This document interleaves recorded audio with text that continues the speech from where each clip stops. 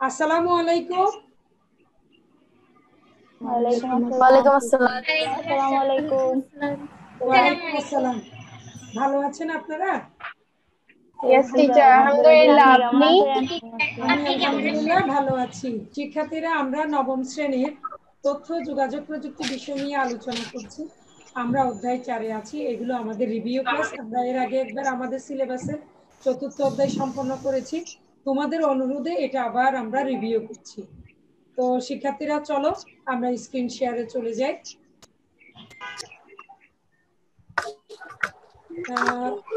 এখানে ছবিতে কোনো পরিবর্তন দেখতে পাচ্ছ? বাম পাশের এবং ডান পাশের ছবি দুটোতে কোনো কি পরিবর্তন আছে?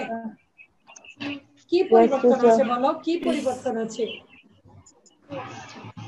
বাম পাশের ছবিগুলিতে বাম পাশের ছবিতে কি দেখা যায়? যে লেখালেখির সাজসজ্জাগুলি ব্যবহার করে নাই। আর ডান পাশের ছবিতে লেখালেখির সাজসজ্জাগুলি ব্যবহার করা হয়েছে। লেখালেখির সাজসজ্জা। লেখালেখির সাজসজ্জা। ওকে, তাহলে চলো লেখালেখির সাজসজ্জা নিয়েই আসলে আমরা আলোচনা করব। লেখালেখির সাজসজ্জা, ফন্ট স্টাইল নির্বাচন এবং ফন্ট সাইজ ও রং নির্ধারণ, 4র্থ অধ্যায়। আমার লেখালেখি ও হিসাব, পৃষ্ঠা 55। শিক্ষার্থীরা, পৃষ্ঠা 55 এই পৃষ্ঠা আলোচনা শেষে তোমরা বলতে পারবে লেখালেখির সাজসজ্জার জন্য ফন্ট স্টাইল নির্ধারণ করতে পারবে, লেখালেখির সাজসজ্জায় ফন্ট সাইজ নির্ধারণ করতে পারবে, লেখালেখির সাজসজ্জার জন্য ফন্টের রং পরিবর্তন করতে পারবে। এছাড়া তোমরা হোম ট্যাবের অধীনে লেখালেখির সাজসজ্জাতে কি কি বিষয়গুলো অন্তর্ভুক্ত আছে তা তোমরা বলতে পারবে। শিক্ষার্থীরা, প্রথমে আমরা একটা ব্ল্যাঙ্ক ডকুমেন্ট কিভাবে নিতে হয় এমএস ওয়ার্ডে তা আমরা জানি। আমরা এমএস ওয়ার্ড ওপেন করার পর ব্ল্যাঙ্ক ডকুমেন্ট ওপেন করব, করলে পরে আমার কাছে এই ধরনের একটা কি আসবে, এমএস ওয়ার্ড ইন্টারফেস আসবে। এমএস ওয়ার্ড উইন্ডো বলছি আমরা এটা। এবং আমরা কোনো কিছু যদি এই ওয়ার্ক এরিয়াতে লিখতে চাই তাহলে আমাদেরকে অবশ্যই কি থাকতে হবে, হোম ট্যাবে থাকতে হবে। হোম ট্যাবে থাকলেই আমরা আমাদের এই লেখালেখির সাজসজ্জার বিষয়গুলো এখান থেকে অ্যাপ্লিকেবল করতে পারবো। তার আগে আমাদের যে কোনো কিছু লিখতে হবে। শিক্ষার্থীরা, আমরা এখানে দেখেছি এমএস ওয়ার্ড উইন্ডো ইন্টারফেস সম্পর্কে।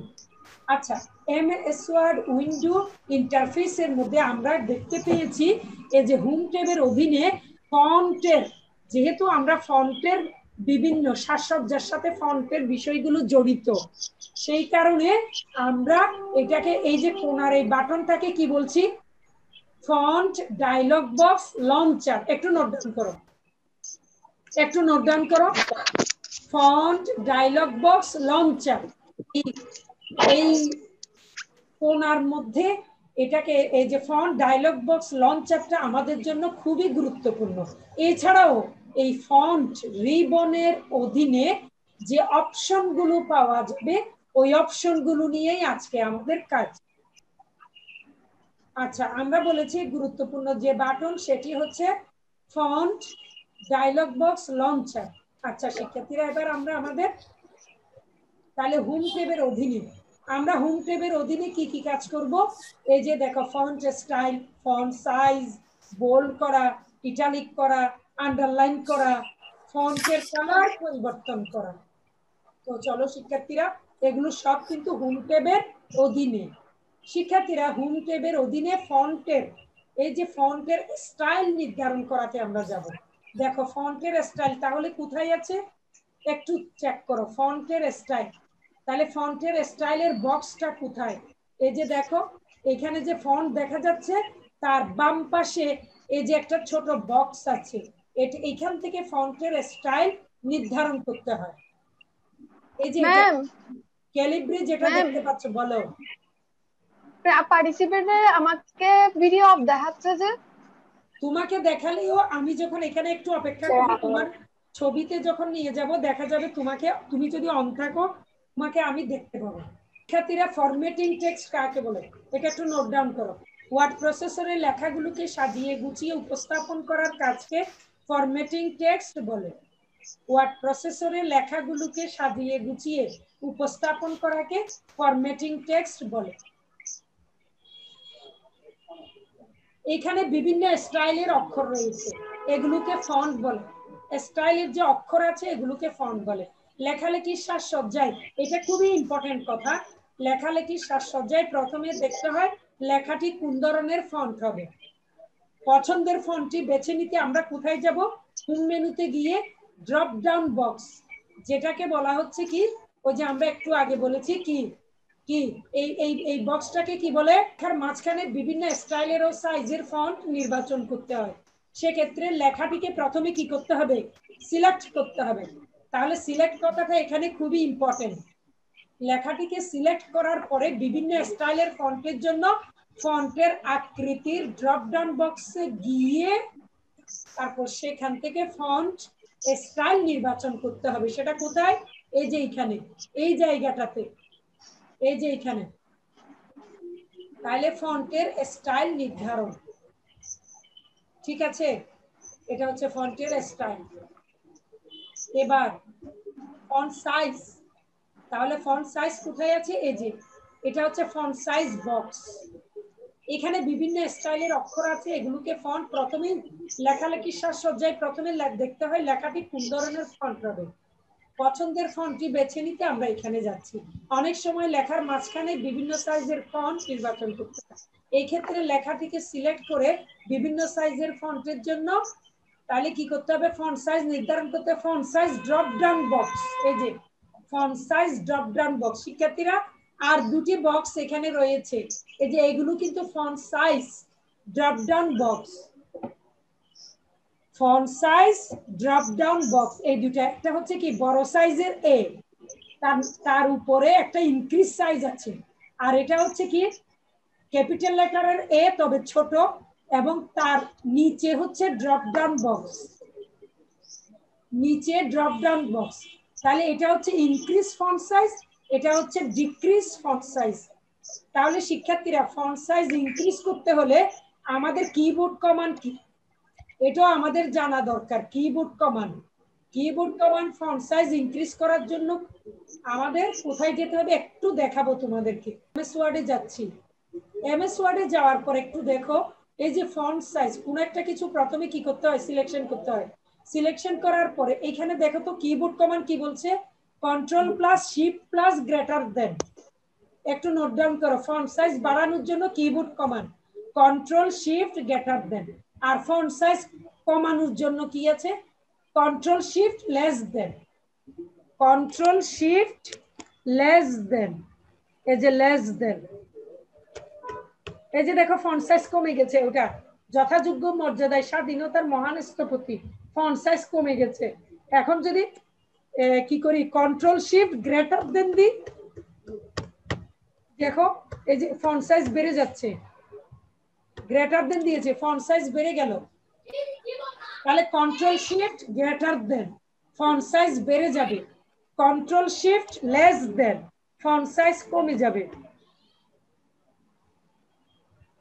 কন্ট্রোল শিফট লেস দেন, ফন্ট সাইজ কমে যাবে। আরো কমে গেল, দেখো আরো কমে যাচ্ছে, ছোট কমে গেল। আর বাড়াতে গেলে কন্ট্রোল শিফট গ্রেটার দেন, কন্ট্রোল শিফট গ্রেটার দেন। ঠিক আছে শিক্ষার্থী, এটা কত আছে? এই যে ফন্টে 110, 110 হয়ে গেছে। তোমরা একটু দেখো স্ক্রিনে, এই যে ফন্ট সাইজ 110। তাহলে এদিক থেকেও বাড়ানো কমানো যায়, আবার ফন্ট সাইজের বক্স থেকেও বাড়ানো কমানো যায়। ঠিক আছে শিক্ষার্থী, এবার তাহলে আমরা আবার স্ক্রিনে চলে যাই। এবার দেখো শিক্ষার্থীরা, তাহলে ফন্ট স্টাইল চলে গেল, ফন্টের কি গেল? ফন্ট সাইজ গেল, ফন্ট সাইজ গেল। এবার কি ফন্টের নিশ্চয়ই কি হবে? কালার হবে। এই যে দেখো ফন্ট কালার। তাহলে বিভিন্ন স্টাইলের যে অক্ষর আছে ওদেরকে ফন্ট বলছে। সাজসজ্জায় প্রথমে কি করতে হয়? বিভিন্ন ধরনের ফন্ট নির্বাচন করতে হয় স্টাইলের জন্য।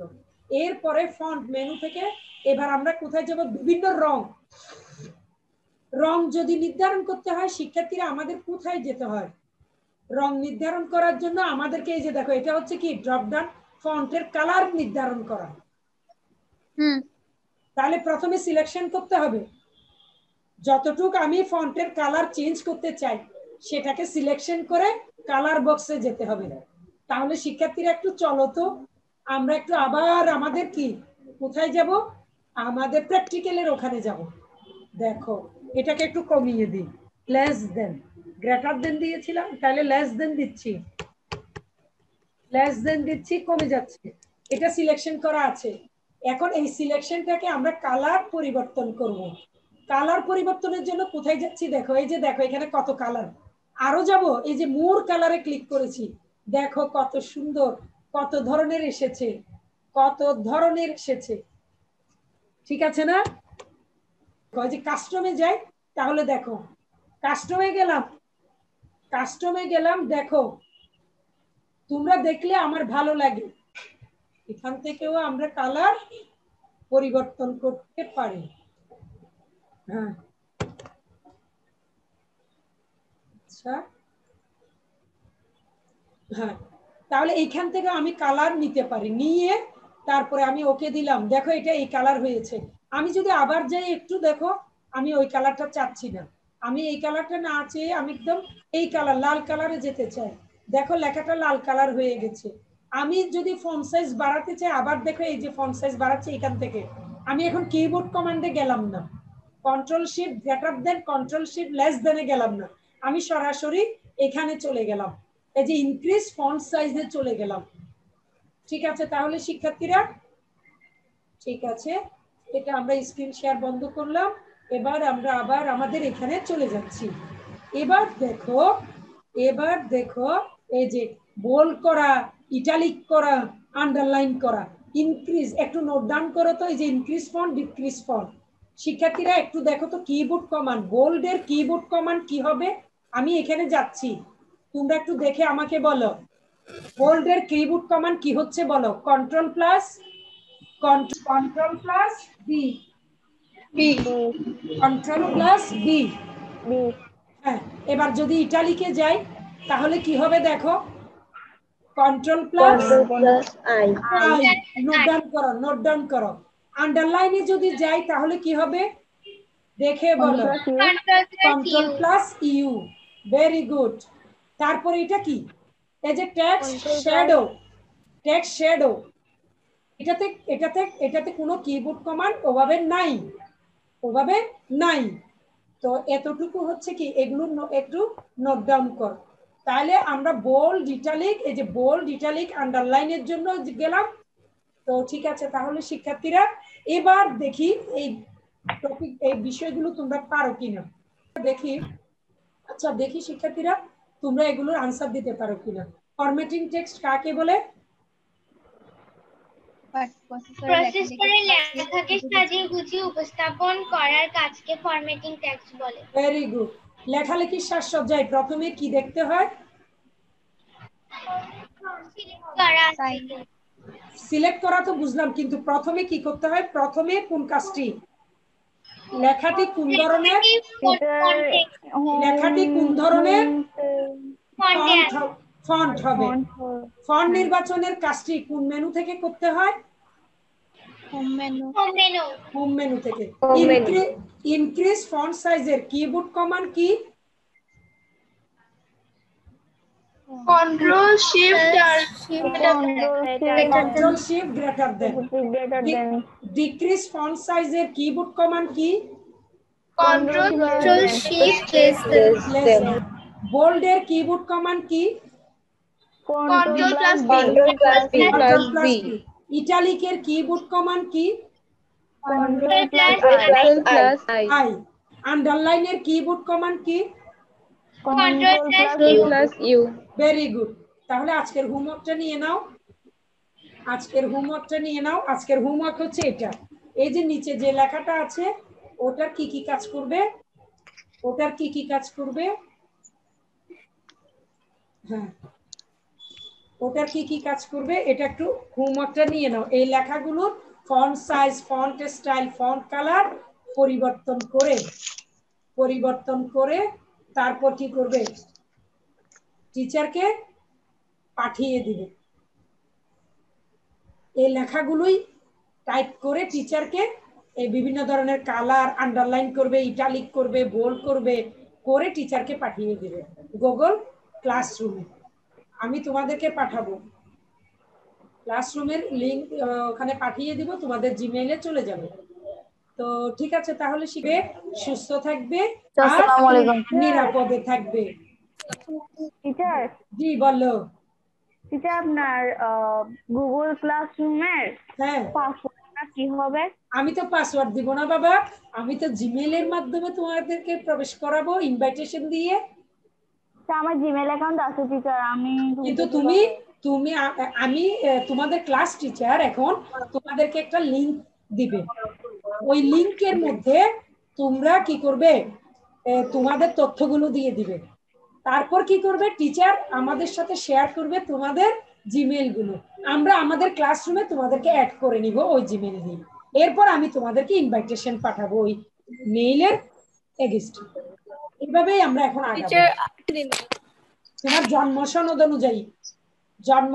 অনুযায়ী তোমার নাম হবে আইডিতে, জন্ম সনদ অনুযায়ী তোমার গুগল ফর্ম, যেটা তুমি গুগলের জিমেইলের আইডি খুলেছিলে, ওই আইডিতে একটা ফর্ম পেয়েছিলে না প্রথমে, ফার্স্ট নেম আর লাস্ট নেম। প্রত্যেক শিক্ষার্থীর যদি কোনো সমস্যা হয়, ওই সমস্যাগুলো ক্লাস টিচাররা ফেস করে তোমাদেরকে কি ক্লিয়ার করে দেবেন।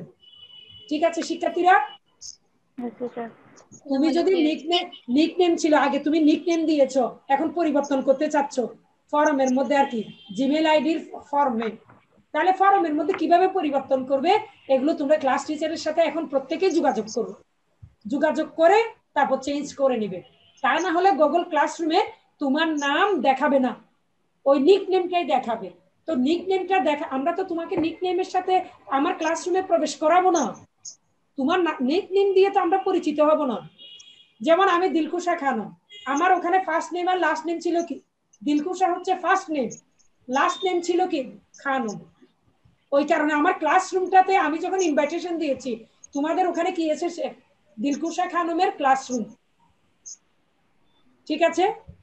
তো তুমি নিকনেম দিলে তোমার নিকনেম আসবে, তো আমি তো তোমার নিকনেমে চিনি না, কোনো টিচার তোমাকে নিকনেমে চিনবে না, তোমার অরিজিনাল নাম ধরে চিনবে, মেইন নাম। ঠিক আছে? ঠিক আছে, তাহলে শিক্ষার্থীরা বাই বাই, প্রত্যেকেই ভালো থেকো, সুস্থ থেকো, নিরাপদে থেকো। আসসালামু আলাইকুম। আসসালামু আলাইকুম।